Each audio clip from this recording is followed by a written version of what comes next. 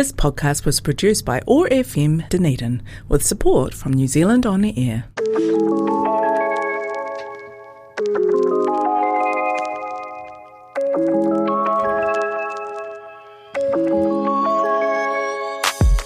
Welcome to Books Uncovered, an exciting conversation about books and literary events, brought to you by the Dunedin Athenaeum Library and Mechanics Institute. I'm Holly. And I'm Bella. Over the next half hour, we'll dive into themes ranging from romance to quirky book blurbs, all discovered within the depths of the Athenaeum Library. Kia ora, thanks for tuning in. Kia ora, everyone. Another week in paradise. It is another wintry Dunedin day. Gorgeous. What have you been doing today, Bella? I just got coffee with someone. Nice. And then was just finishing up my little things I'm going to say today. Cool. I've been in South D. I haven't been there for ages. What were you doing there? Oh, just, it's where all the missions are, isn't yeah. it? Getting cat collars because she keeps losing her cat collar. Catching mice, which is good. So today we are going to talk about new books in the Athenaeum. Yeah. Our most recent additions to the collection. I've been getting some interesting stuff in today. Well, today. Actually, I got it in last week. So I buy new books for the library once a month. Yeah. Off and off me at the University Bookshop. Yeah, always buy them from the UBS, my favourite place to buy the books. So the first book I'm going to talk about is Enter Ghost by Isabella Hamann, I think. I'm going to probably mispronounce a couple of the names, so excuse me. So she's a British Palestinian writer. She grew up in London, and her Palestinian father his family is from Nablus and previously lived in Lebanon. She studied English at the University of Oxford, and then she did a literature fellowship at Harvard University, where she went on to complete a MFA at New York University. Mm-hmm. So pretty tool belt loaded for being an awesome writer, and she is an awesome writer. I've just started reading it, and I'm probably about 5 chapters in, and it's wonderful. Yeah, I'm really looking forward to seeing how it unfolds. But because we're just doing like a bit of a general chat about books, I'm just going to read you the blurb. So this is actually her third book. This is Enter Ghost.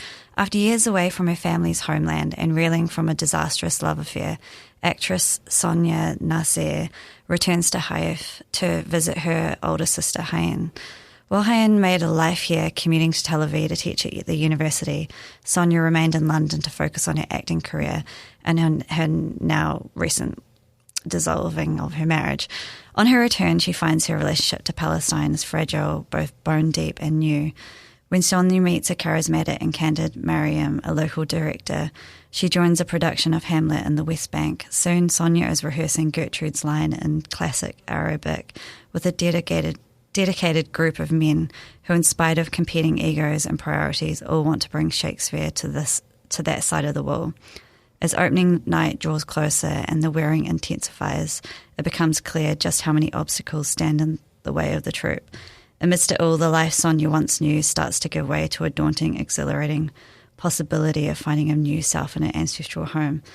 It feels quite like vital reading to be engaging with a text that's, based in Palestine and, I guess in Tel Aviv as well. It was published in April 2024, so she would have written it already by the time the October 7th date, which is 2023.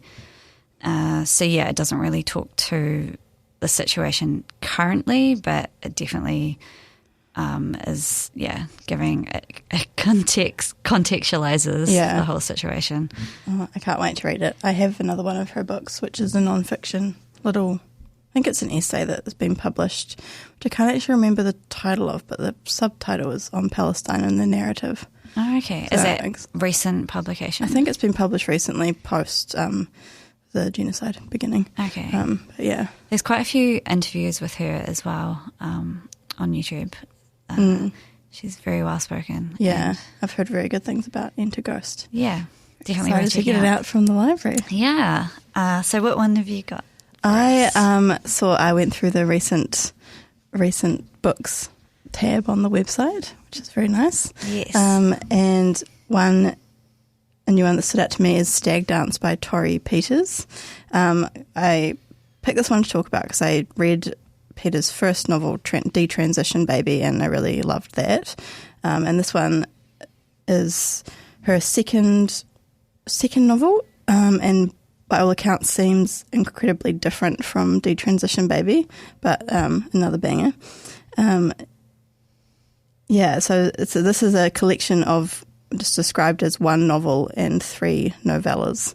I think the novel is still short, but obviously longer than the other ones. So the title, Stag Dance, is the novel of the book. But each story encompasses a different genre. So there's dystopia, horror, historical fiction, and romance. So I quite like that, bringing it all together in one book of short stories. That's quite an interesting approach. Yeah, I have read Stag Dance, the name story. Okay. So is that in this actual edition as well? Yeah. So that's in Stag Dance. It follows a group of restless lumberjacks working in an illegal winter logging outfit who plan a dance that some of them will volunteer to attend as women.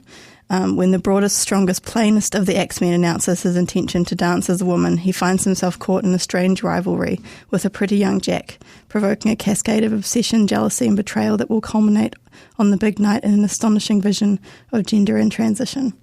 This is actually based on true historical fact, which I loved. I was watching an interview with Peters and Andrea Longchu, who is another writer I love. And yeah, she was talking about how she found out about these logging communities who would host the midwinter dances where the men would volunteer to play the role of woman, and to symbolise that they would pin upside-down triangles to their crotches. And this is actually quite a common practice in like these isolated male communities. Is this in America? Or, in the American West. Like soldiers, miners and railroad workers also all did this. That was pretty fascinating. Interesting. And yeah, I love the narrative voice in Stag Dance, and it's written really interestingly.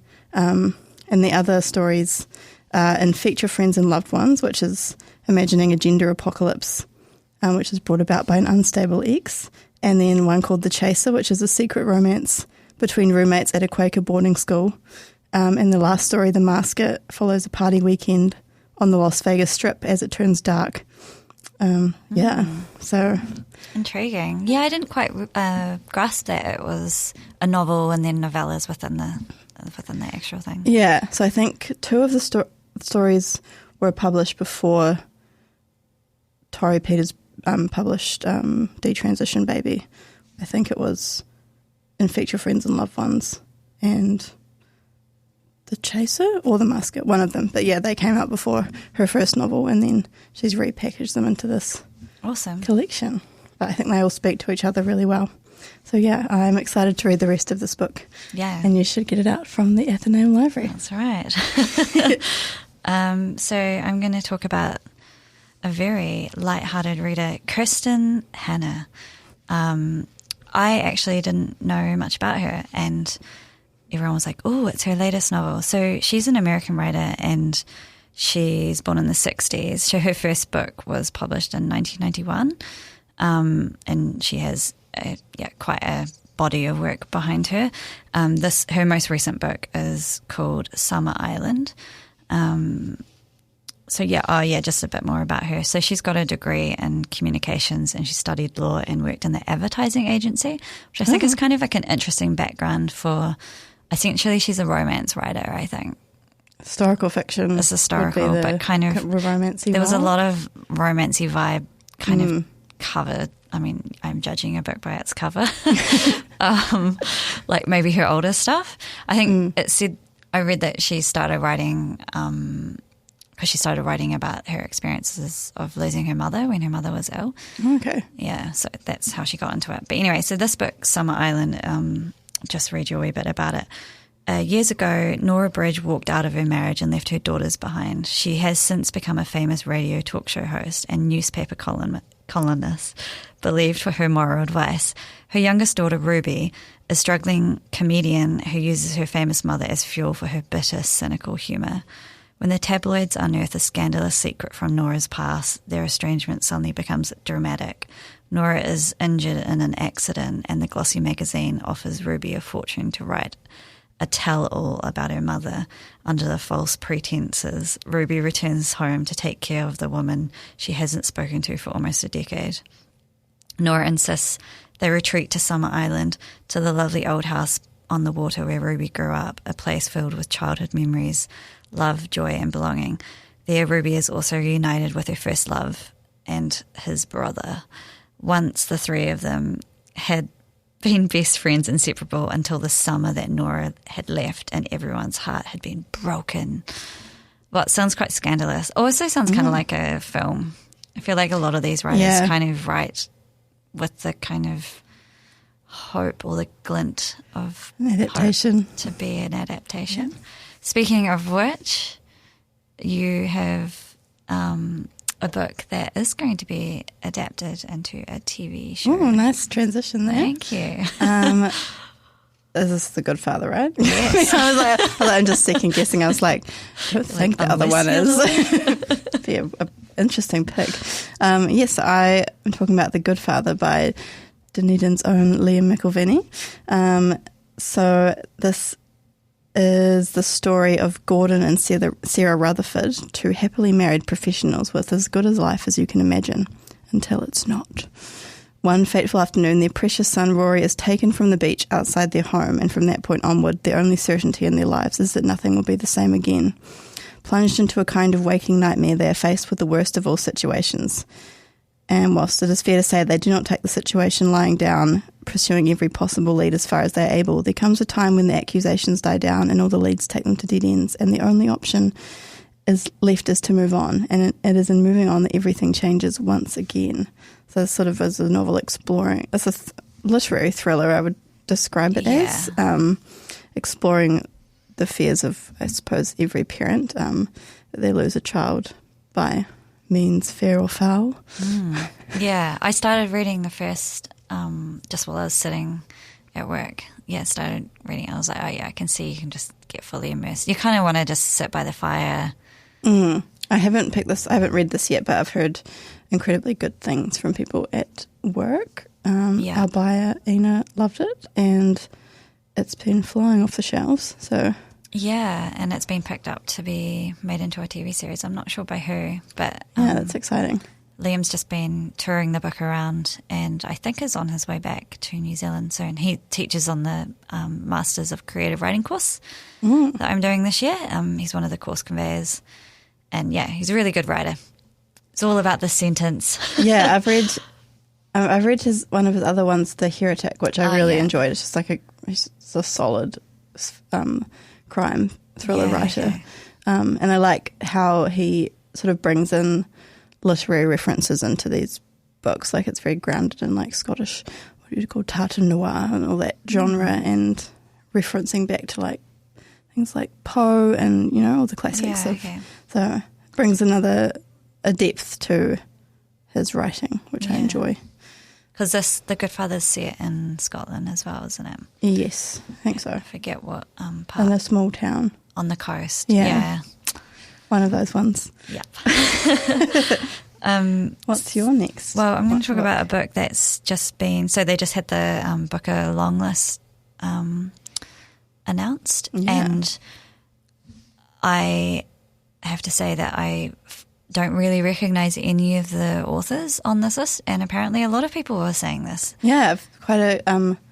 would controversial be the word? A surprising list for a lot of people. I watched a few like predictions and they were way off. I think it's a lot of debut novels as well. I've just bought two in to the library, Flesh by David Shisley, and then the one I'm going to talk about today is Endling by Maria Riva.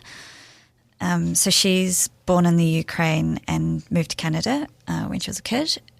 And her first novel was The Good Citizens Need Not Fear, which was published in 20, and that was a short story collection. So this is her first full-length novel. She also writes librettos for operas, which is pretty cool. Unusual. This is Yiva is a maverick scientist who scours the country's forests and valleys, trying and failing to breed rare snails while her relatives urge her to settle down and start a family of her own. What they don't know, Riva already dates plenty of men, not for love, but to fund her work, entertaining Westerners who come to Ukraine on guided romance tours, believing they'll find docile brides unattainted by feminism. Nastia, and her sister Solomia are also entangled in the booming marriage industry, posing as hopeful bride and her translator while secretly searching for their missing mother, who vanished years ago after a fierce activism against the romance tours. So begins a journey of a lifetime across a country on the brink of war, 3 angry women, a truck full of kidnapped bachelors, and Lefty, a last of his kind snail with one final shot as perpetuating his species. That sounds really cool. That sounds amazing. Yeah. But that's, I don't know. I actually picked it up yesterday and just started reading the first couple of pages and was immediately like in the story. I love when you can do that with a writer. It's not like they're trying to labor it all out. Like actually another book that I was going to talk about, Call Me Ishmael by Zolo Gao, Chinese writer. But as soon as you open that book, it's got like a whole prologue of like, these are the characters, this is the different names. I'm like, okay, I'm going to have to like do a bit of study first before even like getting into the story. And I find that like, yeah. You'd rather be dropped in. I just want to be dropped in. Yeah. Sometimes I don't even like read the blurb on the back of a book sometimes. I just head straight in. That. I kind of do that with films as well. Like I don't like to see the trailer. Can kind of ruin it. Especially when sometimes they put the whole movie in the trailer. I feel like an old boomer. I'm like, I don't need to see this film anymore. I've just experienced all the emotions that main character is going to have, and yeah. I've pretty much watched it. Exactly. That one sounds great. I'm quite excited to read. I'm probably not going to read through the whole long list for the book a bit. It's a lot of books I hadn't even heard of. So it would be quite a fun thing to try and guess who is going to win or who's going to make it onto the short list, especially when, so many people don't know who these authors are. Yeah. Yeah, the only one I had read was Universality by Natasha Brown, which I did really like. It's a snappy little read. Yeah. Did you have another? I do have one more. So another one of the new books, Athenaeum, is Ripeness by Sarah Moss, which I also haven't read yet, but I'm excited to because I have read Moss's novella Ghost Wall and her debut novel Cold Earth, and I loved them both a lot. I think did you recommend it to me? Yeah, I'm like, have we talked about Sarah Moss's Ripeness? I feel like, have you read it? I've read Ghost Wall, and I started reading The Ripeness, and maybe I went to talk about it on the radio, but...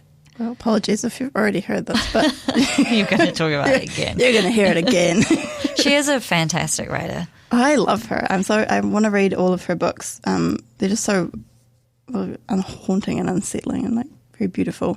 This one sounds kind of different from the other ones in a way. I've heard from people that have read it that it's a bit more, you really feel like she's sort of moving into a different space in her writing, I guess. Yeah, like this one's, it's sort of like about where you're from and you're, like being estranged from your home, because I think the main character is like from the beginning, they're like, she's got 3 or 4 passports and she's sort of from Ukraine. Yeah. I'll let you talk about it. So the novel Ripeness is structured in alternating narrative strands, and which both follow an Englishwoman called Edith. One is a septuagenarian living comfortably in the west of Ireland in the post-pandemic present, and another is a bookish Oxford-bound 17-year-old travelling to Italy in the late 60s. These strands are initially connected by stories of babies given up. In the present, Edith's best friend Maeve is contacted by an unknown older brother who was adopted and raised in America and now wants to see where he comes from. And in the historical strand, Edith is travelling to help her older sister, a professional ballerina, pregnant with a child she will almost immediately relinquish. And together, a textured and affecting story about place and identity emerges. And I've heard this book, it's sort of another great example of Moss's ability to talk politics in her novels in like quite a nuanced way. So this is a lot about identity and like issues of immigration, that sort of thing.